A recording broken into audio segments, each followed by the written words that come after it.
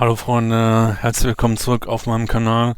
Herzlich willkommen zurück zu Transport Fever 3 News.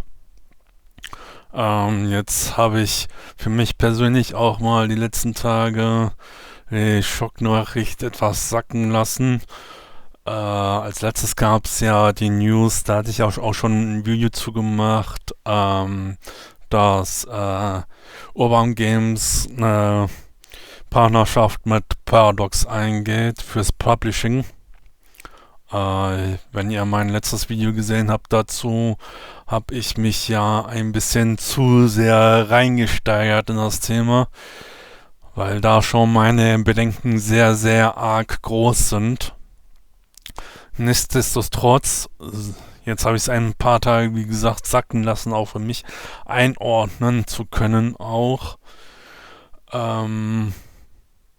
Es hilft alles nichts, sich da jetzt weiter dermaßen aufzuregen, Blödsinn zu schreiben oder so wie ich auch gehört habe, irgendwelche Morddrohungen oder sonst was überhaupt nicht geht, so auszusprechen oder dass man jetzt nach Schweiz, nach Urban Games geht oder sonst irgendwas da aufzurufen, sowas ist totaler Schwachsinn und blödsinnig.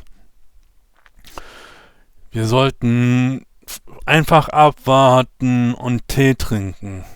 Es ist keiner gezwungen, Transport Fever 3 sofort zum Release zu kaufen. Ihr könnt gerne dann ein paar Monate warten, je nachdem, wie sich das auch entwickelt halt. Ja, das wäre die größte aller Aussagen, die man treffen könnte. Dass wir als Community sagen, wir warten ab, wie sich das entwickelt und wir kaufen das Spiel nicht direkt zum Release oder vorbestellen, wie auch immer halt. Es gibt natürlich so ein paar Hardcore-Fans, da zähle ich mich eigentlich auch schon runter. Ich habe fast, wenn Transport Fever 3 raus ist, habe ich dann bestimmt fast meine 3000 Stunden in Transport Fever 2 erreicht. Je nachdem, wie sich das jetzt zum Release entwickelt, vielleicht werde ich mich auch so entscheiden, dass ich direkt zum Release Transport Fever 3 kaufe. Es geht sich auch hier um meinen Kanal halt. Das wird man gucken, wie sich das jetzt entwickelt halt. Aber was kann man, jetzt muss man aber auch die andere Seite sehen von Urban Games. Die muss man auch mal beleuchten. Was kann der Nutzen sein von dem Deal? Nicht, was sie direkt am Anfang geschrieben haben, in 2 Hauptsätzen in der Nachricht, dass das auch für uns Spieler ein Nutzen ist direkt. Nein, das auf keinen Fall. Aber was kann der Nutzen aus langer Sicht sein, zum Beispiel? Habe ich mir so die letzten Tage auch die Fragen gestellt. Ich denke, die werden ja auch Einnahmen durch Paradox haben. Das steht ja jetzt außer Frage halt. Ja. Aber so wie es auch dann hier auf der Transport Fever 3 Seite steht, Sam hat jetzt immer die letzten Tage auch, selbst heute, auch geantwortet auf viele Sachen, obwohl Sonntag ist heute sogar. Da sind viele Sachen, die sich einfach nur wiederholen halt. Oder dann gibt's hier mal einen gemäßigten Kommentar, der eigentlich die Kernpunkte so trifft.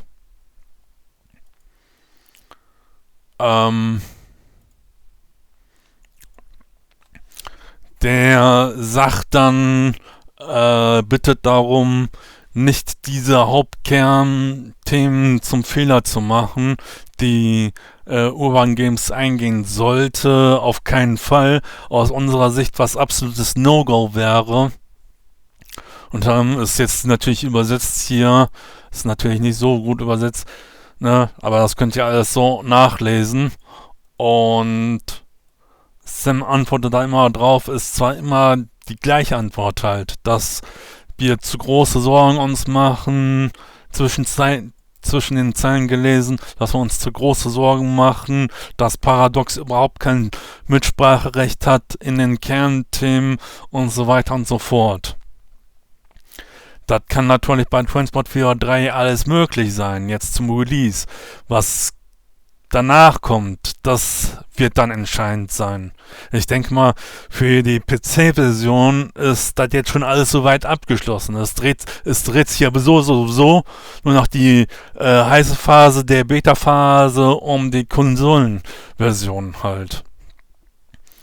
Ich kann mir gut vorstellen, dass die bei der Konsolenversion jetzt im direkten Release das auch Urban Games da zu viel geworden ist halt, dass die nicht die große Reichweite reinkriegen, um die Verkaufszahlen auch bei der Konsolenversion zu erreichen, jetzt direkt zum Start. Ich denke mal, das könnte ein Thema sein, warum die da auf Paradox setzen. Und dann ist dann natürlich sowieso auch noch die finanzielle Kraft hinter Paradox, wie es dann nach der Weiterentwicklung aussieht, nach dem Release dann halt. Ja, ich denke mal, Obermann Games ist eigentlich der Plan, denke ich mal, dass die so wieder 5, 6 Jahre das Spiel so unterstützen werden halt, um es weiter zu entwickeln. Wir können uns gerne nochmal nach der 1, 2 Jahre nach dem Release von Transport 4.2 zurückerinnern. Da war aber ganz schon, es war noch nicht auf dem Stand, wie es heute ist. Halt. Ja. Und gerade, wo ich dran denke, so Grafik, Performance im Endgame mit den ganzen Mods, da mussten die schon in den nächsten Patch hat dann da schon ordentlich was gebracht halt. Nur es kann sein, dass deren Plan jetzt ist, oder Hoffnung auch, dass sie das Spiel nochmal dann mehrere Schritte weiterentwickeln wollen.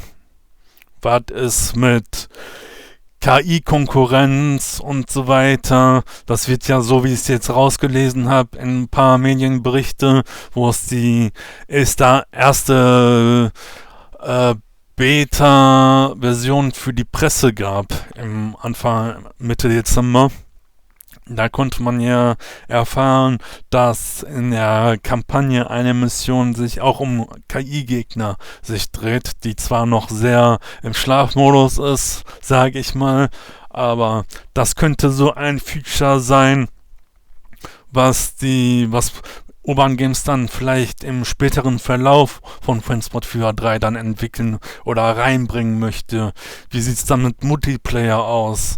Halt, ne? Das könnten alles so Themen sein, warum Paradox mit an Bord geholt worden ist. Aus deren Sicht, aus der Sicht von heute von Urban Games. So denke ich jetzt zurzeit. Was uns natürlich negativ blicken lässt, wo auch die ganzen Meinungen hier geht, auch im Transport Fever Forum, dass die ganzen Spiele, so wie City Skylines oder so, vielleicht kann man es nicht auf 1&1 auf Transport Fever 3 übersetzen. Vielleicht sollte man das nicht tun. Vielleicht sollten wir einfach, wie gesagt, abwarten halt. Ich werbe eigentlich so darum, dass jeder seine Gedanken machen sollte, sich hinterfragen. Urban Games ist zum Beispiel überhaupt kein Studio so wie Coastal Order. Das sind 2 komplett verschiedene Welten halt. Ne? Und deswegen sollte man da das auch sehr differenzieren. Auf den Schlusspunkt bin ich jetzt die letzten Tage gekommen. Und hier kam es jetzt ein Artikel von der GameStar gestern raus, was natürlich unter Plus-Bedingungen fällt. Aber wer bei Steam GameStar Plus hat, kann das auch gerne lesen. Und da hat dann wohl Urban Games auch nochmal Stellung gegeben, warum die jetzt mit einem Publisher zusammenarbeiten und warum wohl auch Paradox. Aber wir sollten einfach abwarten und gucken, wie es jetzt läuft bis zum Release. Urban Games gibt ganz klar jetzt immer noch das Ziel aus, 2026 mit deren Ideen, nach deren Vorstellungen von Urban Games zu releasen. Und die sind immer noch Urban Games in dem Zeitraum, den sie sich letztes Jahr auch gesteckt haben, drin. Wir sollten einfach abwarten und gucken, wie es läuft bis Release. Und vielleicht sollten wir einfach auch Urban Games einfach vertrauen. Es war eigentlich nie der Fall gewesen, in welchen Teilen das Urban Games Blödsinn gemacht hat. Da sollten wir einfach Urban Games auch vertrauen, vielleicht. Ja. Vielleicht haben die den Vertrag mit Paradox so gut abgesichert, dass Paradox gar nichts da reinreden kann. Dass Paradox sich einfach nur vielleicht schmücken kann, um ihr Image aufzupolieren, um dann einfach nur zu veröffentlichen, das Spiel.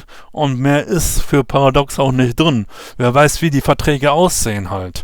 Ne? Und wir wissen ja alle, solche Verträge stehen der Öffentlichkeit nie zu.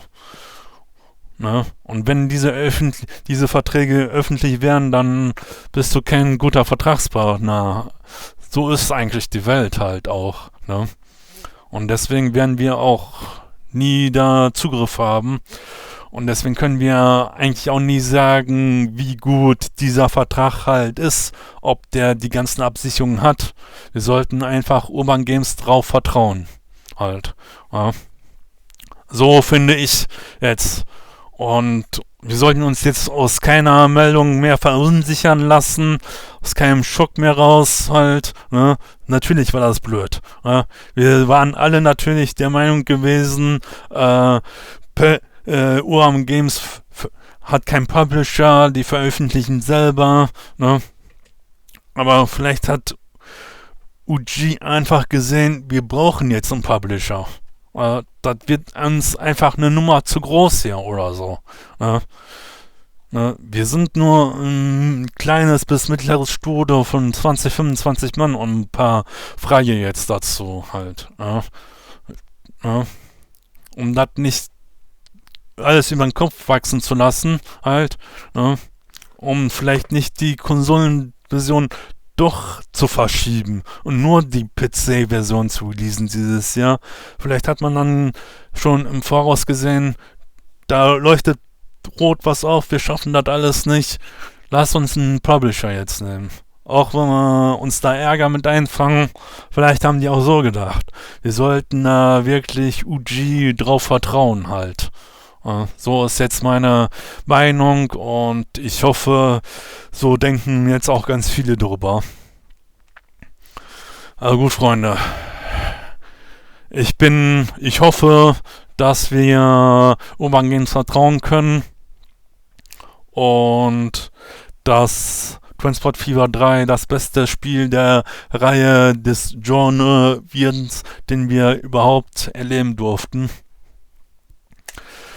Macht's gut, bis zum nächsten Mal. Gerne Abo da lassen, kommentieren. Gefällt mir drücken, dürft ihr auch gerne. Macht's gut, bis dann, ciao.